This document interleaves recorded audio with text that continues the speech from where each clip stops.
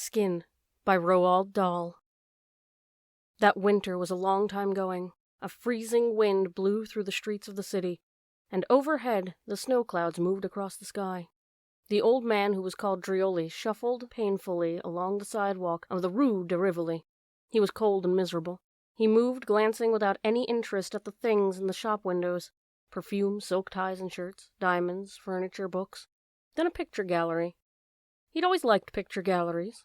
This one had a single canvas on display in the window. He stopped to look at it. Suddenly, there came to him a slight movement of the memory, a distant recollection of something, somewhere, he had seen before. He looked again. It was landscape, a group of trees leaning over to one side as if blown by wind. Attached to the frame there was a little plaque, and on this it said, Chaim Sautin, 1894 to 1943. Drioli stared at the picture, wondering vaguely what there was about it that seemed familiar. Crazy painting, he thought. Very strange and crazy, but I like it. Chaim Sautin, Sautin. By God, he cried suddenly, my little friend with a picture in the finest shop in Paris. Just imagine that. The old man pressed his face closer to the window. He could remember the boy. Yes, quite clearly he could remember him. But when? The rest of it was not so easy to recollect. It was so long ago. How long? 20, no more like 30 years, wasn't it? Wait a minute. Yes, it was the year before the war. The first war, 1913. That was it. And this Sautin, this ugly little boy whom he had liked, almost loved, for no reason at all that he could think of, except that he could paint. And how he could paint. It was coming back more clearly now.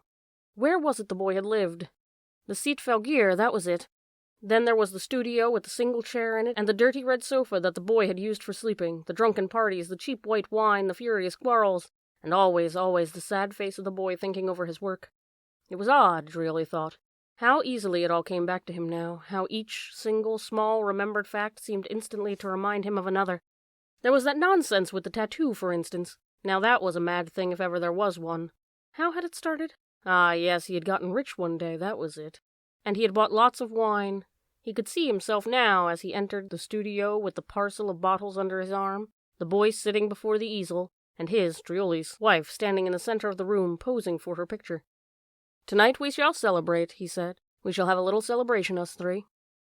What is it that we celebrate? The boy asked, without looking up. Is it that you've decided to divorce your wife so that she can marry me? No, Drioli said. We celebrate because today I have made a great sum of money with my work, and I have made nothing. We can celebrate that also. The girl came across the room to look at the painting. Drioli came over also, holding a bottle in one hand and a glass in the other. No, the boy shouted. Please, no.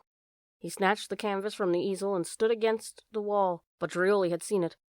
It's marvelous. I like all the others that you do. It's marvelous. I love them all. The trouble is, the boy said gloomily, that in themselves they are not nourishing. I cannot eat them.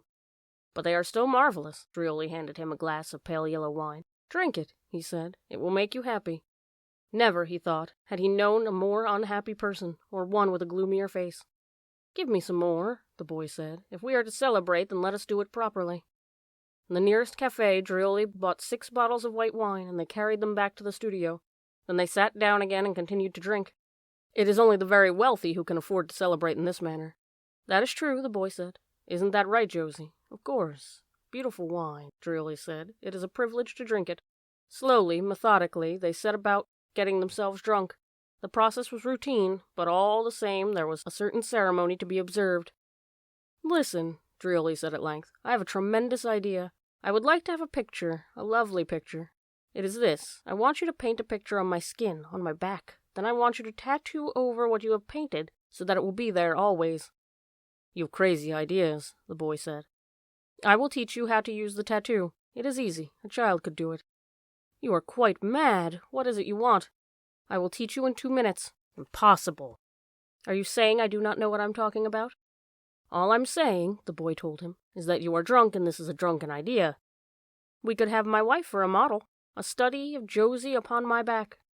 It is no good idea, the boy said, and I could not possibly manage the tattoo.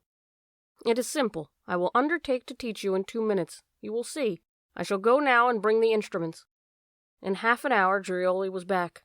I have brought everything, he cried, waving a brown suitcase. All the necessities of the tattooist are here in this bag. He placed the bag on the table, opened it, and laid out the electric needles and the small bottles of colored inks. He plugged in the electric needle, and he took the instrument in his hand and pressed a switch. He threw off his jacket and rolled up his sleeve.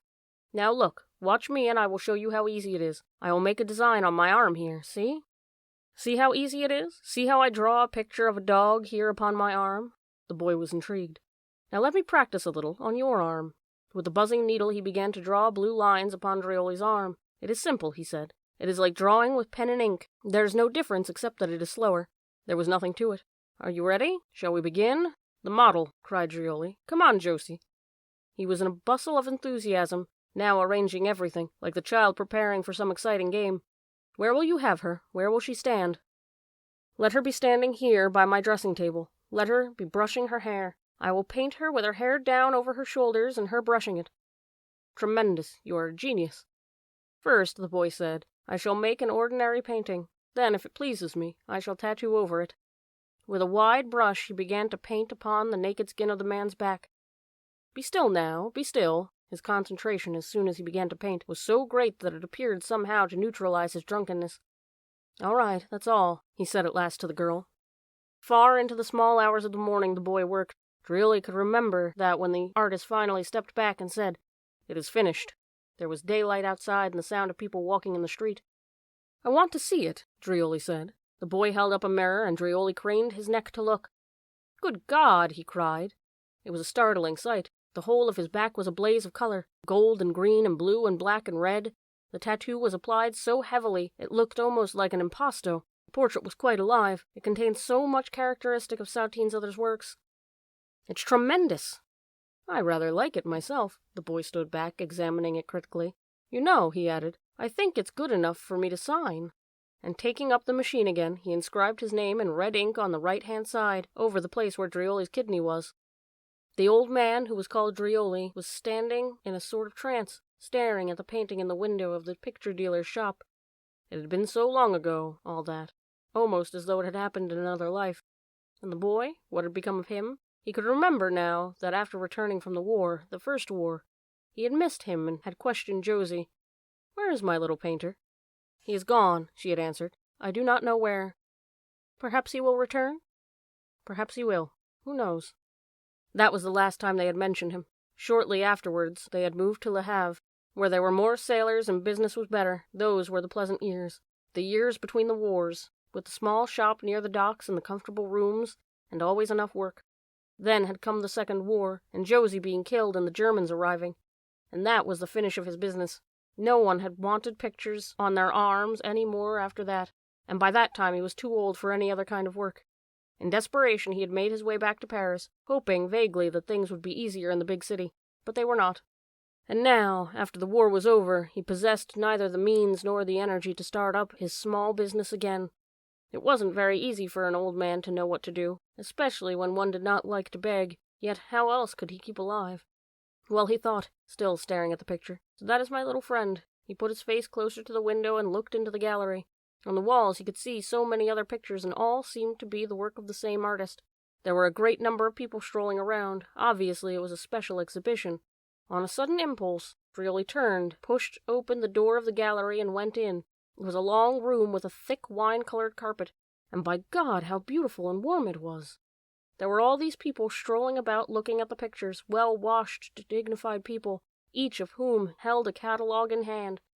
He heard a voice behind him saying, "What is it you want?" Drioli stood still. "If you please," the man in a black suit was saying, "take yourself out of my gallery." "Am I not permitted to look at the pictures?" "I have asked you to leave." Drioli stood his ground. He felt, suddenly, overwhelmingly outraged. "Let us not have trouble," the man was saying. "Come on now, this way." He put a fat white hand on Drioli's arm and began to push him firmly to the door. That did it. "Take your hands off me," Drioli shouted. His voice rang clear down the long gallery, and all the heads turned around as one. All the startled faces stared down the length of the room at the person who had made this noise. The people stood still, watching the struggle. Their faces expressed only an interest, and seemed to be saying, "It's all right, there's no danger to us, it's being taken care of." "I, too," Drioli was shouting, "I, too, have a picture by this painter. He was my friend, and I have a picture which he gave me. He's mad. Someone should call the police." With a twist of the body, Drioli suddenly shook off the man before anyone could stop him. He was running down the gallery shouting, "I'll show you! I'll show you! I'll show you!" He flung off his overcoat, then his jacket and shirt, and he turned so his naked back was towards the people. "There," he cried, breathing quickly. "You see, there it is." There was a sudden, absolute silence in the room, each person arrested in what he was doing, standing motionless in a kind of shocked, uneasy surprise. They were staring at the tattooed picture. It was still there, the colors as bright as ever. Somebody said, "Oh my God, but it is! His early manner, yes? It is fantastic, fantastic, and look, it is signed!" "Old one, when was this done?" "In 1913, Drioli said, without turning around. In the autumn of 1913. Who taught Sautin to tattoo? I taught him. And the woman, she was my wife." The gallery owner was pushing through the crowd towards Drioli. He was calm now, deadly serious, making a smile with his mouth. "Monsieur," he said, "I will buy it. I said I will buy it, monsieur." "How can you buy it?" Drioli asked softly. "I will give 200,000 francs for it." "Don't do it," someone murmured in the crowd. "It is worth 20 times as much." Drioli opened his mouth to speak. No words came, so he shut it. And he opened it again and said, slowly, "But how can I sell it?" He lifted his hands, let them drop helplessly to his sides. "Monsieur, how can I possibly sell it?" All the sadness in the world was in his voice. "Yes," they were saying in the crowd. "How can he sell it? It is part of himself." "Listen," the dealer said, coming up close. "I will help you. I will make you rich. Together we shall make some private arrangement over this picture, no?" Drioli watched him with worried eyes. "But how can you buy it, monsieur? What will you do with it when you have bought it? Where will you keep it? Where will you keep it tonight? And where tomorrow?" "Ah, where will I keep it? Yes, where will I keep it? Well now, it would seem," he said, "that if I were to take the picture, I take you also. That is a disadvantage. The picture itself is of no value unless you are dead. How old are you, my friend?" 61. "But perhaps you are not very healthy, no?" The dealer looked Drioli up and down, slowly, like a farmer examining an old horse. "I do not like this," Drioli said, moving away. "Quite honestly, monsieur, I do not like it." He moved straight into the arms of a tall man who put his hands and caught him gently by the shoulders. "Listen, my friend," the stranger said, still smiling. "Do you like to swim and to lie in the sun?" Drioli looked up at him, rather startled. "Do you like fine food and red wine and the great chateau of Bordeaux?" The man was still smiling, showing strong white teeth and a flash of gold among them. He spoke in a soft manner, one gloved hand still resting on Drioli's shoulder. "Do you like such things?" "Well, yes," Drioli answered, still greatly puzzled. "Of course." "Have you ever had a shoe made especially for your own foot?" "No." "You would like that?" "Well." "And a man who will shave you in the mornings and trim your hair?" Drioli simply stood and stared. "And a plump, attractive girl to manicure your nails of your fingers?" Someone in the crowd giggled. "And a bell beside your bed to call a maid to bring you breakfast in the morning? Would you like these things, my friend? Do they appeal to you?" Drioli stood still and looked at him. "You see, I am the owner of the Hotel Bristol in Cannes. I now invite you to come down there and live as my guest for the rest of your life in luxury and comfort." The man paused, allowing his listener time to digest this cheerful prospect. "Your only duty, shall I call it your pleasure, will be to spend your time on my beach in bathing trunks, walking among my guests, sunning yourself, swimming, drinking cocktails. You would like that?" There was no answer. "Don't you see, all my guests will thus be able to observe this fascinating picture by Sautin. You will become famous, and men will say, 'Look, there is a fellow with 10 million francs upon his back.' You like this idea, monsieur? It pleases you?" Drioli looked up at the tall man in the canary gloves. He said slowly, "But do you really mean it?" "Of course I mean it." "Wait," the dealer interrupted. "See here, old one. Here is the answer to your problem. I will buy the picture, and I will arrange with a surgeon to remove the skin from your back, and then you will be able to go off on your own and enjoy the great sum of money I shall give you for it." "With no skin on my back?" "No, no, please, you misunderstand. The surgeon will put a new piece of skin in the place of the old one. It is simple." "Could he do that?" "There is nothing to it." "Impossible," said the man with the canary gloves. "He is too old for such a major skin-removing operation. It would kill him. It would kill you, my friend." "It would kill me?"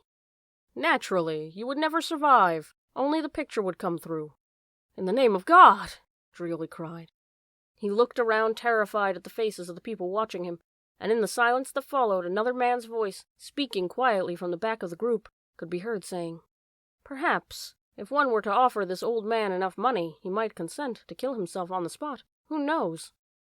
A few people laughed. The dealer moved his feet uneasily on the carpet. "Come on," the tall man said, smiling his broad white smile. "You and I will go have a good dinner, and we can talk about it some more while we eat. How's that? Are you hungry?" Dreely watched him frowning. He didn't like the man's long, flexible neck, or the way he craned it forward at you when he spoke, like a snake. "Roast duck and Camberton?" the man was saying. "And perhaps a soufflé au marron, light and frothy?"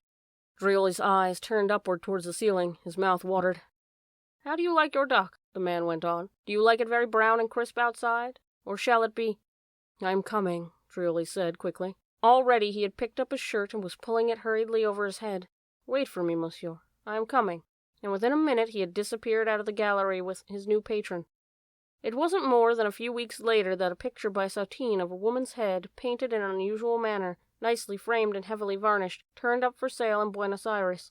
That, and the fact that there is no hotel in Cannes named Bristol, causes one to wonder a little, and to pray for the old man's health, and to hope strongly that wherever he may be at this moment, there is a plump, attractive girl to manicure the nails of his fingers, and a maid to bring him breakfast in bed in the mornings.